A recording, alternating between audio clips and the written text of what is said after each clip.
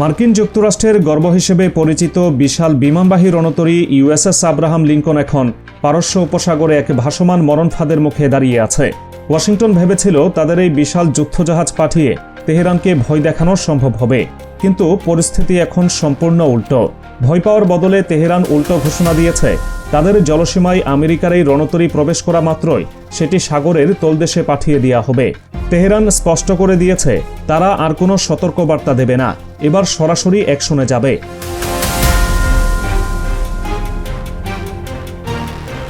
ইরানের পররাষ্ট্র মন্ত্রণালয় থেকে শুরু করে সামরিক বাহিনীর শীর্ষ কমান্ডাররা এখন এক বিন্দুতে অবস্থান করছেন।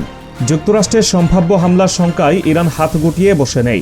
দেশটির পররাষ্ট্র মন্ত্রণালয়ের মুখপাত্র ইসমাইল বাঘাই সম্প্রতি সংবাদ সম্মেলনে বলেছেন, ইরান তার সার্বভৌমত্বের ওপর যে কোনো আঘাতের জবাব দিতে অতীতের চেয়ে অনেক বেশি প্রস্তুত। বাঘের ভাষায়, অস্থিতিশীলতা কোনো নির্দিষ্ট সীমান্তে আটকে থাকে না, এটি একটি সংক্রামক ব্যাধি।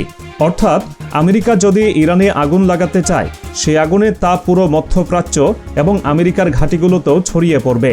তেহরান মনে করছে ডোনাল্ড ট্রাম্প এবং ইসরায়েলি প্রশাসন যৌথভাবে ইরানের বড় ধরনের মিসাইল হামলার ছক কষছে। তবে ইরানও জানিয়ে দিয়েছে তাদের জবাব হবে সামগ্রিক এবং এমন যা আমেরিকাকে দীর্ঘকাল অনুশোচনায় দগ্ধ করবে।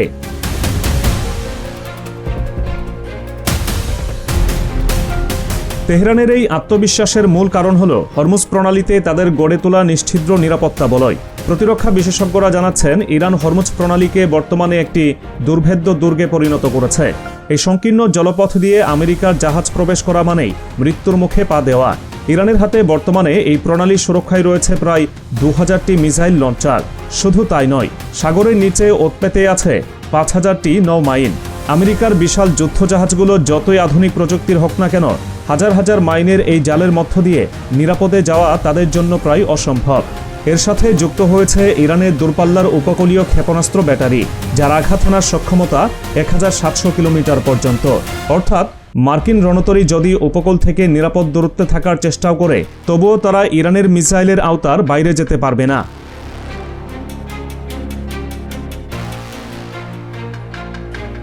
আমেরিকার নৌবাহিনীর জন্য সবচেয়ে বড় আতঙ্কের নাম এখন ইরানের স্যাচুরেশন অ্যাটাক বা ঝাঁক বেঁধে আক্রমণ করার পদ্ধতি। আধুনিক যুদ্ধক্ষেত্রে এটি এমন এক পদ্ধতি যার কোনো কার্যকর প্রতিরক্ষা ব্যবস্থা আমেরিকার কাছেও নেই। ইরানের সামরিক বাহিনীর মূল পরিকল্পনা হল যুদ্ধের শুরুতেই তারা মার্কিন রণতরীর দিকে একসঙ্গে শত শত কামিকাজে ড্রোন এবং ক্রুজ মিসাইল নিক্ষেপ করবে। আমেরিকার যুদ্ধজাহাজে থাকা বিলিয়ন ডলারের এজিস মিসাইল ডিফেন্স সিস্টেম হয়তো একসঙ্গে 20টি বা 50টি মিসাইল আটকাতে পারবে, কিন্তু যখন একসাথে 500টি ড্রোন এবং মিসাইল ধেয়ে আসবে, তখন সেই প্রতিরক্ষা ব্যবস্থা ভেঙে পড়তে বাধ্য। এই বিপুল সংখ্যক মিসাইলের মধ্যে যদি মাত্র একটি বা দুটিও ইউএসএস আব্রাহাম লিঙ্কনের গায়ে আঘাত করে, তবে বিলিয়ন ডলারের এই জাহাজটি সাগরে অচল হয়ে পড়বে অথবা ডুবে যাবে।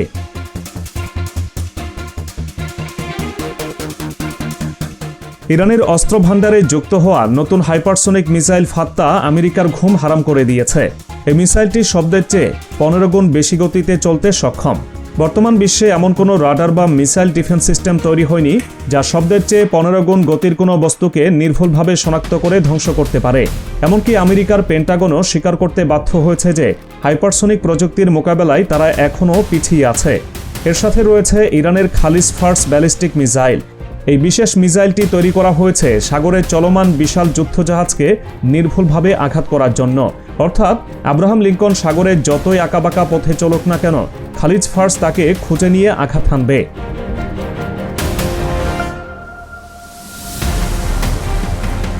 পানির উপরের যুদ্ধের পাশাপাশি পানির নিচের জগতেও ইরান এক অদৃশ্য আতঙ্ক তৈরি করে রেখেছে।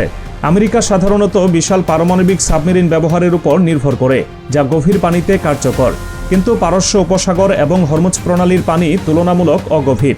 এই অগভীর পানিতে আমেরিকার বড় সাবমেরিনগুলো খুব একটা সুবিধা করতে পারে না। ঠিক এই দুর্বলতাকেই কাজে লাগাচ্ছে ইরান। তারা তৈরি করেছে গাদির এবং ফাতে শ্রেণীর ছোট আকারের সাবমেরিন। এগুলো আকারে ছোট হওয়ায় রাডারে সহজে ধরা পড়ে না। এই ছোট সাবমেরিনগুলো সাগরের তলদেশে ঘাপটি মেরে বসে থাকে এবং সুযোগ পাওয়া মাত্রই টর্পেডো হামলা চালাতে পারে। সংকীর্ণ জলপথে আমেরিকার বিশাল জাহাজগুলো এই ছোট সাবমেরিনের সহজ শিকারে পরিণত হতে পারে।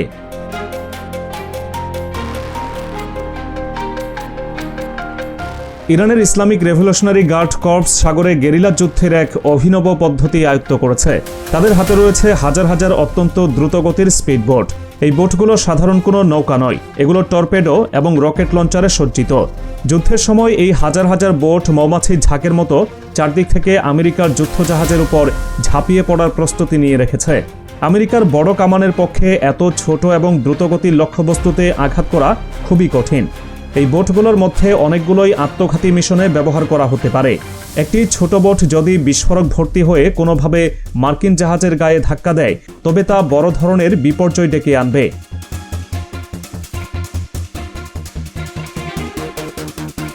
ভৌগোলিক অবস্থানও এবার ইরানের পক্ষে কথা বলছে। বিশ্বের মোট তেল সরবরাহের প্রায় 1/5 পরিবহন করা হয় হরমুজ প্রণালী দিয়ে। ইরান যদি এই প্রণালীতে মাইন বসিয়ে বা ড্রোন দিয়ে জাহাজ চলাচল বন্ধ করে দেয়, তবে বিশ্বজুড়ে জ্বালানি সংকট তৈরি হবে, যার দায় সরাসরি আমেরিকার উপর বর্তাবে।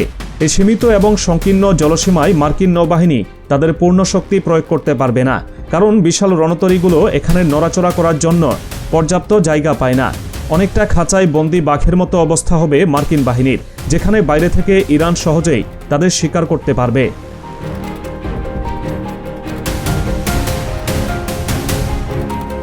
যুদ্ধের এই দামামার মধ্যে আমেরিকার রাজনৈতিক উদ্দেশ্য নিয়েও কথা হচ্ছে।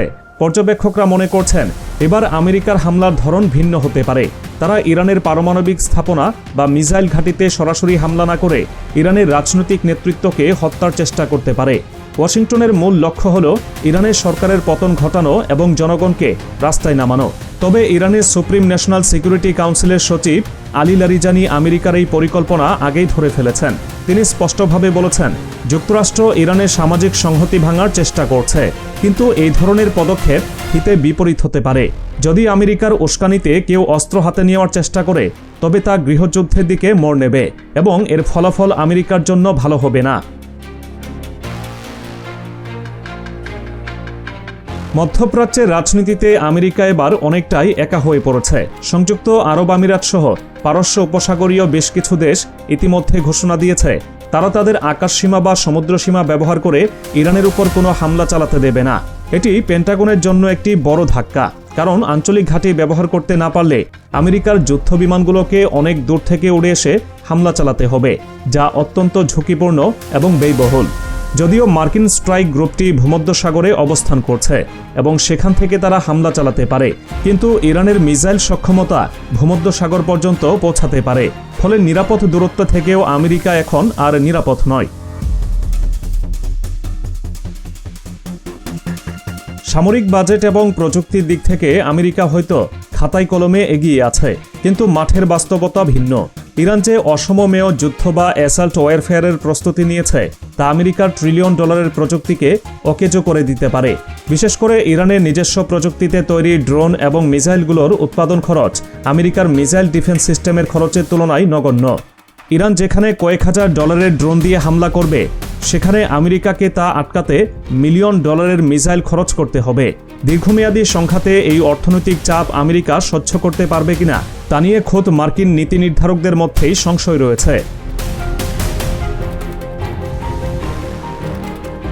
ইরান এটাও প্রমাণ করে দিয়েছে তারা আর আত্মরক্ষার অবস্থানে নেই।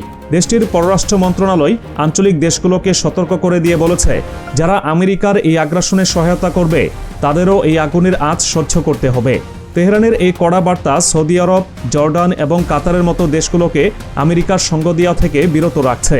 ফলে মধ্যপ্রাচ্যে আমেরিকা তার দীর্ঘদিনের মিত্রদের সক্রিয় সহযোগিতা পাচ্ছে না। এক প্রকার বন্ধহীন অবস্থায় অচেনা সমুদ্রে ইরানের মতো শক্তিশালী প্রতিপক্ষের মুখোমুখি হওয়া ট্রাম্প প্রশাসনের জন্য বড় জোয়া।